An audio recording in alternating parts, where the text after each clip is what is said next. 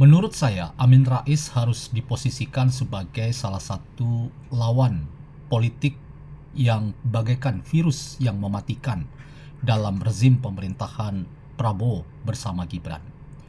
Mengapa? Oleh karena pernyataan-pernyataan kontroversial dari Amin Rais tidak mencerminkan, berulang-ulang saya katakan, bahwa Amin Rais adalah seorang bapak bangsa atau seorang edukator dalam rangka mencerdaskan kehidupan bangsa. Pernyataannya seringkali menimbulkan berbagai macam pandangan yang bisa menyesatkan kita. Ia seringkali mengatakan bahwa rezim pemerintahan khususnya di era Joko Widodo memimpin kita selama 2 periode itu sebagai sumber masalah, dan ia juga mengatakan ibu kota Nusantara sudah menjadi sarang hantu, dan terakhir ia mengatakan akhiri dualisme kepemimpinan nasional.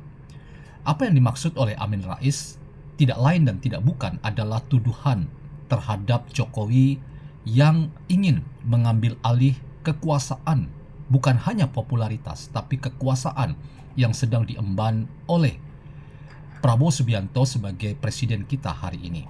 Karena itu, Prabowo Subianto menurut saya, karena Amin Rais harus dikategorikan sebagai lawan politik dalam pemerintahan Prabowo, maka Amin Rais harus dikategorikan sebagai orang yang harus dilakukan tindakan yang tegas, terukur, agar kehidupan berdemokrasi kita ini, sekalipun penuh dengan kekurangan di sana-sini, tetapi tidaklah kita harus maknai sebagai sebuah cara untuk kita menyerang dan menelanjangi situasi yang ada, terlebih kepada pemerintahan yang diberi amanah.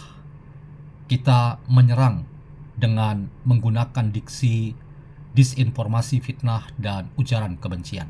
Itulah yang seringkali diungkapkan oleh orang yang bernama Amin Rais.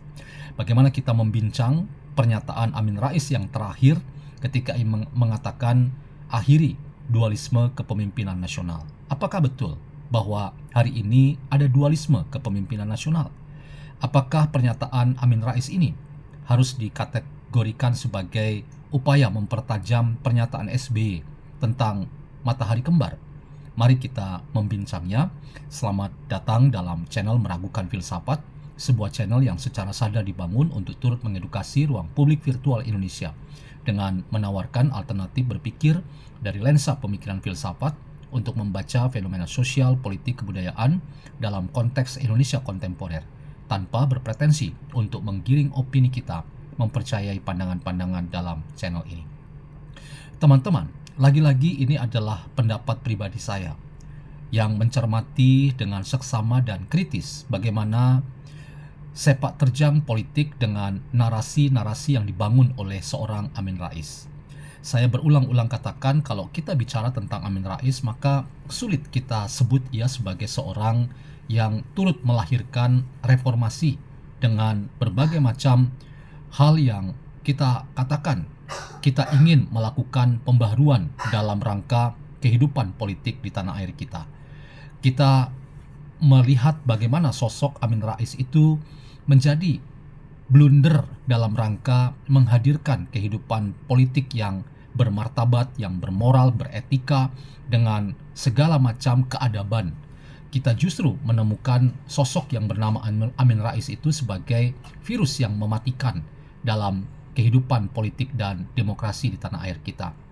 Pandangan-pandangannya tidak mengedukasi dan lebih banyak datang dari sebuah sakwa sangka atau prasangka buruk yang sangat membuat kita prihatin bahwa seorang tua yang harusnya wise atau bijaksana, tetapi kita justru menemukan dirinya sebagai orang yang terjebak dalam euforia masa lalu yang tidak move on dari kenyataan bahwa zaman itu berubah, dan ketika zaman berubah itu berarti ada orang-orang yang dilahirkan dalam zaman yang sekarang ini kita hadir di dalamnya.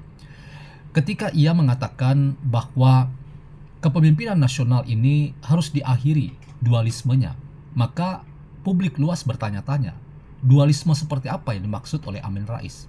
Saya ingin mengatakan bahwa itu adalah tuduhan yang ingin mempertajam apa yang dikatakan oleh SBY, bahwa ada matahari kembar yang ingin mengambil alih tidak hanya popularitas, tetapi seorang Amin Rais ingin mempertajam pernyataan matahari kembar itu dengan mengatakan dualisme kepemimpinan nasional.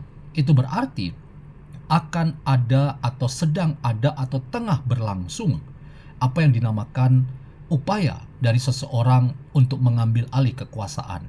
Apakah ini juga bisa dikategorikan sebagai kudeta dalam tanda kutip? Kudeta yang sedang dimainkan oleh seseorang, dan lagi-lagi sasarannya itu adalah orang yang bernama Joko Widodo. Disinilah teman-teman kita perlu memeriksa dengan baik bahwa pernyataan seorang Amin Rais ini sulit untuk kita tempatkan dalam data empiris. Kita selalu menemukan bahwa pernyataan Amin Rais ini lebih karena lagi-lagi kita katakan sebagai prasangka buruk, dan logika yang dibangun itu adalah logika fitnah dan ujaran kebencian. Karena itu tidak mengedukasi kita. Dan dalam konteks ini, bagi seorang Prabowo harusnya sosok yang bernama Amin Rais ini adalah virus yang mematikan bagi kehidupan demokrasi di tanah air kita. Apalagi pernyataan-pernyataannya yang kontroversial itu membuat situasi gaduh dalam kehidupan tatanan berdemokrasi kita saat ini di era kepemimpinan Prabowo Subianto. Tidak ada dualisme kepemimpinan. Itulah pernyataan yang sudah ditegaskan oleh Jokowi kalau memang tuduhannya itu diarahkan pada Jokowi. Jokowi sudah mengatakan bahwa kepemimpin kita yang hari ini memimpin itu adalah Presiden Prabowo Subianto.